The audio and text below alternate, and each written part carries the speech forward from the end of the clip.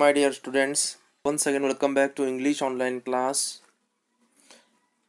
In today's class I am going to start the new grammar topic of your question number 27 in the annual examination question paper, which contains 5 valuable marks.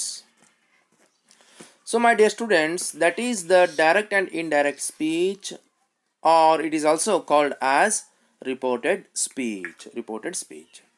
So ವಿದ್ಯಾರ್ಥಿಗಳೇ, ನಾನು ಇಂದಿನ ಒಂದು ವರ್ಗದಲ್ಲಿ ನಿಮಗೆ ವ್ಯಾಕರಣಕ್ಕೆ ಸಂಬಂಧಪಟ್ಟಂತಹ ನಿಮ್ಮ ಪ್ರಶ್ನೆ ಪತ್ರಿಕೆಯಲ್ಲಿ ಕಾಣಸಿಗುವಂತಹ 27 ನಂಬರ್ ಏನು ಸಂಖ್ಯೆ ಇದೆ ಹಾಗೂ ಯಾವುದು ಅತಿ ಮೌಲ್ಯಯುತವಾದಂತಹ 5 ಮಾರ್ಕ್ಸ್ಗಳನ್ನು ಒಳಗೊಂಡಿದೆ, 5 ಅಂಕಗಳನ್ನು ಒಳಗೊಂಡಿದೆ, ಅದುವೇ ಡೈರೆಕ್ಟ್ ಅಥವಾ ಇಂಡೈರೆಕ್ಟ್ ಸ್ಪೀಚ್ ಅಂತ ಏನು ಕರಿತೇವೆ ಅಥವಾ ರಿಪೋರ್ಟೆಡ್ ಸ್ಪೀಚ್ ಅಂತ ಕರಿತೇವೆ.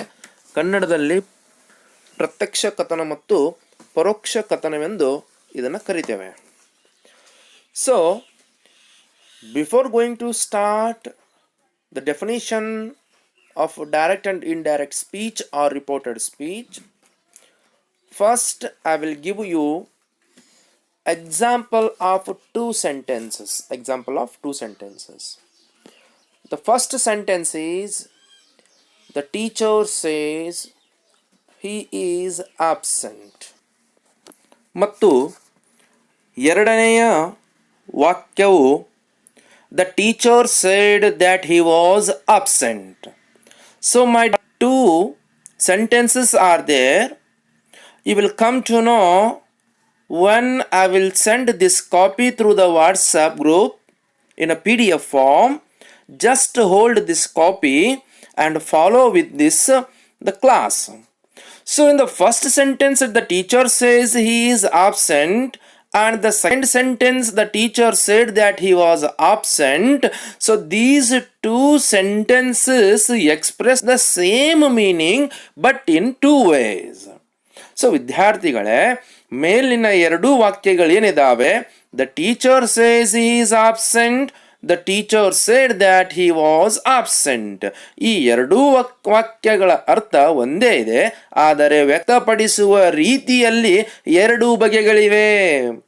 So these two sentences express the same meaning but in two ways. So let us know which are those two ways are. So those two ways are nothing but the direct speech. In Kannada we can call it as pratyaksha kathana, and the second way of expressing that is the indirect speech. It is called in Kannada as paroksha kathana. So my dear students, please follow with these two example sentences until the completion of this topic.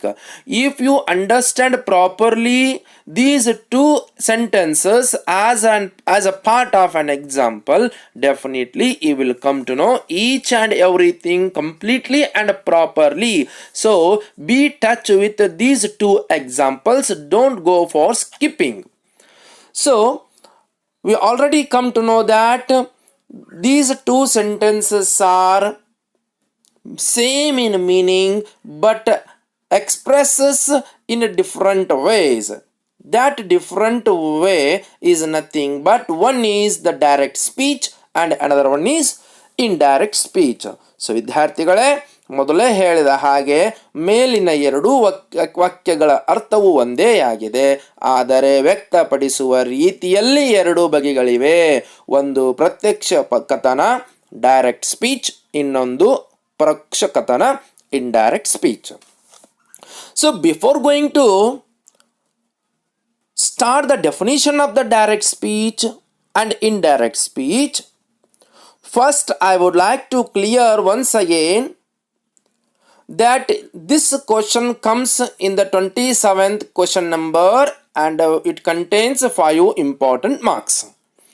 So let us know, what do you mean by direct speech? With the reference of the first example sentence, the teacher says he is absent. So direct speech means, in the first sentence we gave the exact words used by the speaker. This is called direct speech. The words used by the speakers are in inverted commas. This is called direct speech. This is called direct speech. Means the exact words spoken by the exact speaker directly with the reference of the first sentence. The teacher says he is absent. Here the teacher is the original speaker and he is absent are the original words spoken directly by the teacher, which are inside or within the quotation mark is called direct speech. ಇದನ್ನೇ ಕನ್ನಡದಲ್ಲಿ ಹೇಳುವುದಾದರೆ ಮೊದಲ ವಾಕ್ಯದಲ್ಲಿ ಆಡಿರುವ ಮಾತನ್ನು, ಉದಾಹರಣೆಗೆ ಹಿ is absent ಅನ್ನುವಂಥ ಏನು ಪದಗಳಿದಾವೆ, ಈ ಪದಗಳನ್ನು ನೇರವಾಗಿ ಹೇಳಲಾಗಿದೆ. ಅಂದರೆ ಮೂಲತವಾದಂತಹ ಮಾತುಗಾರನು ಅವನು ಆಡಿದಂತಹ ನಿರ್ದಿಷ್ಟವಾದ ಮಾತುಗಳು, ನೇರವಾದಂತಹ ಮಾತುಗಳು, ನೇರವಾಗಿ ಹೇಳಲಾಗಿರುವಂತಹ ಮಾತುಗಳನ್ನು, ಇವುಗಳನ್ನು ನಾವು ಏನಂತ ಕರಿತೇವೆ ಅಥವಾ ಇದನ್ನು ಏನಂತ ಕರಿತೇವೆ ಎಂದರೆ ಪ್ರತ್ಯಕ್ಷ ಕಥನವೆಂದು ಕರೆಯಲಾಗುತ್ತದೆ. ಪ್ರತ್ಯಕ್ಷ ಕಥನವೆಂದು ಕರೆಯಲಾಗುತ್ತದೆ. ಅಂದರೆ ಮೊದಲನೆಯ ಉದಾಹರಣೆಯ ವಾಕ್ಯ ಏನಿದೆ, the teacher says he is absent, ಇದು ನೇರವಾಗಿ ಶಿಕ್ಷಕನಿಂದ ಆಡಲ್ಪಟ್ಟಂತಹ ನಿರ್ದಿಷ್ಟವಾದಂತಹ ಪದಗಳು. ಹಾಗಾಗಿ ಇವುಗಳನ್ನು ನಾವು ಪ್ರತ್ಯಕ್ಷ ಕಥನವೆಂದು ಕರೆಯಲಾಗುತ್ತದೆ. ಅದೇ ನಾವು ಎರಡನೆಯ ವಾಕ್ಯಕ್ಕೆ ಸಂಬಂಧಪಟ್ಟಂತೆ the teacher said that he was absent ಅಂತ ಬಂತಂದ್ರೆ ಅದನ್ನು ನಾವು ಯಾವ ರೀತಿಯಾಗಿ ನಾವು ಅದನ್ನು ಗುರುತಿಸಿಕೊಂಡಿದ್ದೇವೆ, ಅದನ್ನ ಪರೋಕ್ಷ ಕಥನವೆಂದು ಗುರುತಿಸಿಕೊಂಡಿದ್ದೇವೆ. We considered as the indirect speech. The second example sentence, the teacher said that he was absent, this sentence is considered as indirect speech. So why we considered this sentence as indirect speech? Let us know along with the definition of the indirect speech. In the second sentence, the words of the speaker are changed but not the meaning. This is called indirect speech. So, comparatively the first sentence was presented or spoken by the speaker, exact speaker, directly is called direct speech. But what the first person said, what the teacher said, those words are spoken by the another speaker, reported by the another speaker. That is called, or that's why we call it as indirect speech. Means the exact words directly spoken by the exact speaker are reported, are spoken by another person. Those words are called as indirect speech.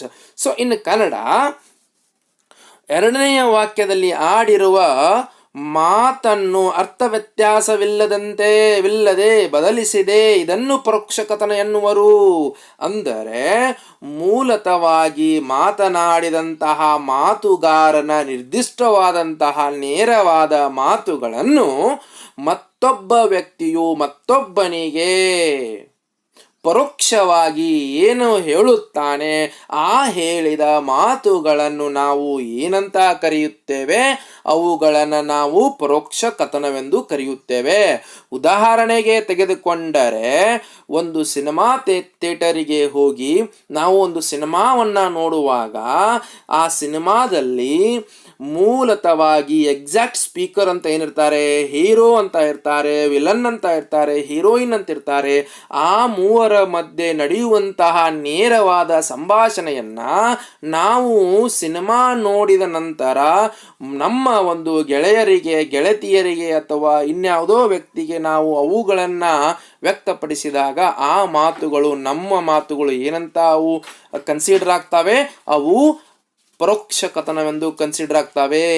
ನೇರವಾಗಿ ಸಿನಿಮಾದಲ್ಲಿ ಮಾತನಾಡಿದಂತಹ ಮಾತುಗಳು, hero heroine ಮತ್ತು villain ನಡುವೆ ನಡೆದಂತಹ ಸಂಭಾಷಣೆ ನಾವು ವ್ಯಕ್ತಪಡಿಸಿದಾಗ ಅದು ಪರೋಕ್ಷ ಕಥನವೆಂದು ಹೇಳಲಾಗುತ್ತದೆ. ಹಾಗಾಗಿ ಇದನ್ನು ನಾವು ಇಂಡೈರೆಕ್ಟ್ ಸ್ಪೀಚ್ ಎಂದು ಕರೆಯುತ್ತೇವೆ. So my dear students, I hope that you come to know about the definition of the direct speech and indirect speech. So after that, we will go for identification of direct speech and identification of indirect speech. So before going to start how to identify direct speech sentence and indirect speech sentence, first I would like to clear your doubts that when you were in high school days or when you were in SSLC, you studied the direct speech and indirect speech both in the form of sentences. So they gave you the direct speech sentence and you converted into indirect speech sentence, and sometime they gave you indirect speech sentence and you converted into direct speech. But here there is no any kind of direct speech sentence, because in the question paper they 100 out of 100% they will give you the direct speech based question only. The thing you have to do that you have to convert the given direct speech sentence or the paragraph or dialogue into the indirect speech, the paragraph. So one thing you should keep in your mind, in the PUC second year there will be no sentence wise questions based on the reported speech. Means in the direct speech there will be the dialogue from the textbook contents from any units, and you have to convert that direct speech dialogue into indirect speech paragraph. So ವಿದ್ಯಾರ್ಥಿಗಳೇ, ಮೊದಲನೆಯದಾಗಿ ಯಾವ ರೀತಿ ಪರೋಕ್ಷ ಕಥನ ಮತ್ತು ಪ್ರತ್ಯಕ್ಷ ಕಥನ ಮತ್ತು ಪರೋಕ್ಷ ಕಥನ ಸಂಬಂಧಪಟ್ಟಂತಹ ವಾಕ್ಯಗಳನ್ನು ಹೇಗೆ ಗುರುತಿಸಬೇಕು ಎನ್ನುವುದನ್ನು ತಿಳಿಯುವುದಕ್ಕಿಂತ ಮುಂಚೆ ನಿಮ್ಮಲ್ಲಿರುವಂತಹ ಕೆಲವೊಂದಿಷ್ಟು ಗೊಂದಲಗಳನ್ನು ನಾನು ಹೋಗಲಾಡಿಸ್ತೇನೆ. ಏನಂತಂತಂದ್ರೆ, ನೀವು ಹೈಸ್ಕೂಲ್ನಲ್ಲಿ ಇರುವಾಗ ಅಥವಾ SSLCಯಲ್ಲಿ ಇರುವಾಗ ಅಲ್ಲಿ ಒಂದು ಯಾವ ರೀತಿ ಪ್ಯಾಟರ್ನ್ ಇತ್ತಂತಂದರೆ, ಅಲ್ಲಿ ನಿಮಗೆ ಡೈರೆಕ್ಟ್ ಸ್ಪೀಚಿನ ವಾಕ್ಯಗಳನ್ನು ಕೊಟ್ಟು ಇಂಡೈರೆಕ್ಟ್ ಸ್ಪೀಚಿಗೆ ಮಾಡೋದಕ್ಕೆ ಹೇಳ್ತಾ ಇದ್ರು. ಕೆಲವೊಂದು ಸಾರಿ ಇಂಡೈರೆಕ್ಟ್ ಸ್ಪೀಚಿಗೆ ಸಂಬಂಧಪಟ್ಟಂತಹ ವಾಕ್ಯಗಳನ್ನು ಕೊಟ್ಟು ಡೈರೆಕ್ಟ್ ಸ್ಪೀಚಿಗೆ ಅದನ್ನು ಬದಲಾವಣೆ ಮಾಡುವಂತಹ ಪ್ರಶ್ನೆಗಳನ್ನು ಕೊಡ್ತಾ ಇದ್ರು. ಆದರೆ ತಿಳಿದುಕೊಳ್ಳಿ, ಇಲ್ಲಿ ಈಗ ಸೆಕೆಂಡ್ ಇಯರ್ ಸಂಬಂಧಪಟ್ಟಂತೆ ನಿಮಗೆ ತಿಳಿಸುವುದೇನೆಂದರೆ, ಇಲ್ಲಿ ಯಾವುದೇ ತರಹದ ಡೈರೆಕ್ಟ್ ಸ್ಪೀಚಿಗೆ ಸಂಬಂಧಪಟ್ಟಂತಹ ನೀವು ಯಾವುದೇ ಉತ್ತರವನ್ನು ಬರೆಯುವಂತಹ ಅವಶ್ಯಕತೆ ಇಲ್ಲ.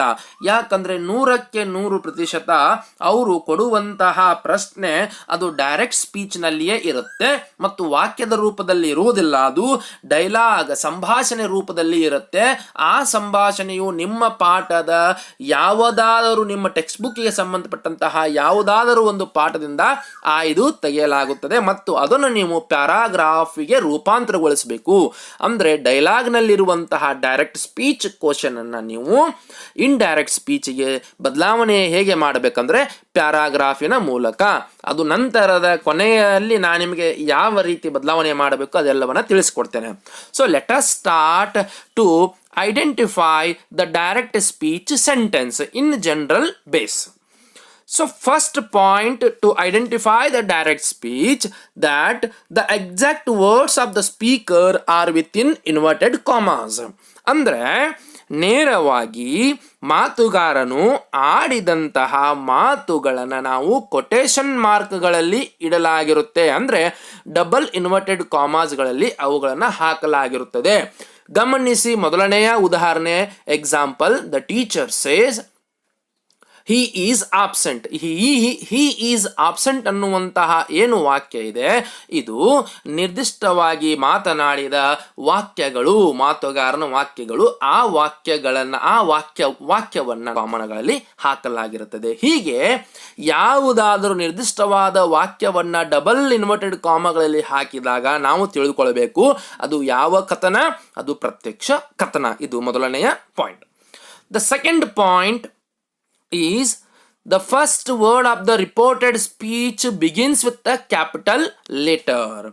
ಅಂದರೆ ನೇರವಾದ ಮಾತುಗಾರ, ನಿರ್ದಿಷ್ಟವಾದ ಮಾತುಗಾರ ಆಡಿದ ಮಾತುಗಳ ಮೊದಲನೇ ಅಕ್ಷರವು ಕ್ಯಾಪಿಟಲ್ನಲ್ಲಿ ಇರುತ್ತೆ. So just with the reference of the first sentence, example sentence, the teacher says he is absent. So within inverted commas, he is absent kept, and he, the first alphabet of the he, H, is in the capital. This is the second point to identify the direct speech sentence. ಎರಡನೆಯ ಒಂದು ಅಂಶವೇನೆಂದರೆ ಮಾತುಗಾರನು ನಿರ್ದಿಷ್ಟವಾಗಿ ನೇರವಾಗಿ ಆಡಿದಂತಹ ಮಾತುಗಳ ಮೊದಲನೆಯ ಅಕ್ಷರವು ಅದು ಕ್ಯಾಪಿಟಲ್ನಲ್ಲಿ ಇರುತ್ತೆ. ಅದಕ್ಕೆ ಉದಾಹರಣೆಯ ವಾಕ್ಯವಾದಂತಹ ಮೊದಲನೆಯ ವಾಕ್ಯವನ್ನು ಗಮನಿಸಿದಾಗ ನಿಮಗೆ ಕಾಣಸಿಗುತ್ತೆ. ನಿರ್ದಿಷ್ಟವಾದ ಮಾತುಗಾರ, ನೇರವಾದ ಮಾತುಗಾರ ಆಡಿದ ಮಾತುಗಳ ಮೊದಲನೆಯ ಒಂದು ಅಕ್ಷರ ಏನಿದೆ ಅದು ಕ್ಯಾಪಿಟಲ್ನಲ್ಲಿ ಇದೆ. So the third point is to understand or identify the direct speech sentence. That is, a comma is placed after the reporting verb, says or said, to separate it from the second part of the sentence. So just look at the first example sentence. The teacher says, after the says reporting verb there is a comma. So there will be comma after reporting verb says or said. That is the third important point to understand or identify the sentence belongs to direct speech. So ವಿದ್ಯಾರ್ಥಿಗಳೇ, ಮೂರನೆಯ ಅಂಶ ಯಾವುದೆಂದರೆ ಪ್ರತ್ಯಕ್ಷ ಕಥನದ ಒಂದು ಕಂಡುಹಿಡಿಯುವುದಕ್ಕೆ ಇರುವಂತಹ ಅಂಶ. ಅದೇನಂತಂದ್ರೆ reporting verb ಏನು says ಅಥವಾ ಸೇಡ್ ಇರುತ್ತೆ ಪ್ರತ್ಯಕ್ಷ ಕಥನದ ವಾಕ್ಯದಲ್ಲಿ, ಆ ಒಂದು ವರ್ಬಿನ ಮುಂದೆ ಕಾಮಾ ಇರುತ್ತೆ. ಆ ಕಾಮಾದ ಆಧಾರದ ಮೇಲೆಯೂ ಕೂಡ ನಾವು ಕಂಡುಹಿಡಿಯಬಹುದು ಇದು ಪ್ರತ್ಯಕ್ಷ ಕಥನದ ವಾಕ್ಯ ಎಂದು. The fourth and final important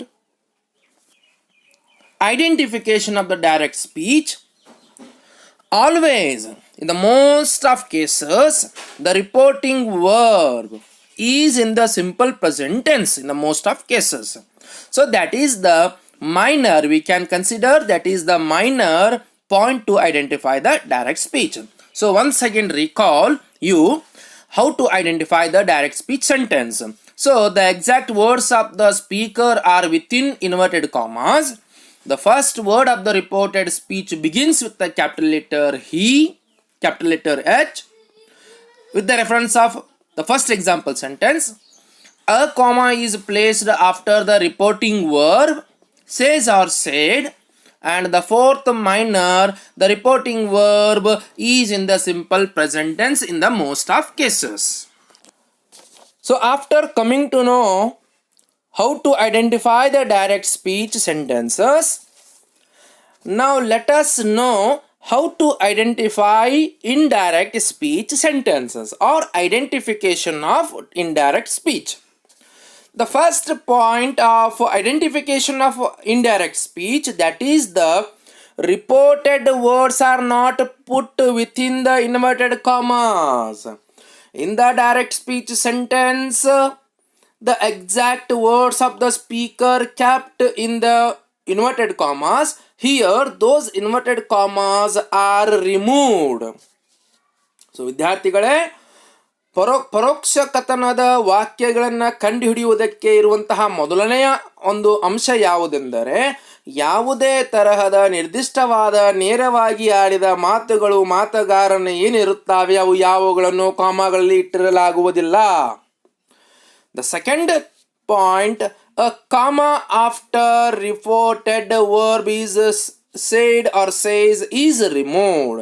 ಹಾಗೆಯೇ ಎರಡನೇ ಒಂದು ಪ್ರಮುಖವಾದಂತಹ ಅಂಶ ಯಾವುದೆಂದರೆ, ಯಾವುದೇ ರಿಪೋರ್ಟಿಂಗ್ ವರ್ಬಿನ ನಂತರ ಕಾಮಾ ಇರುವುದಿಲ್ಲ. ಉದಾಹರಣೆಗೆ ನೀವು ಎರಡನೆಯ ಉದಾಹರಣೆ ವಾಕ್ಯವನ್ನು ಗಮನಿಸಿದಾಗ ಗೊತ್ತಾಗುತ್ತೆ.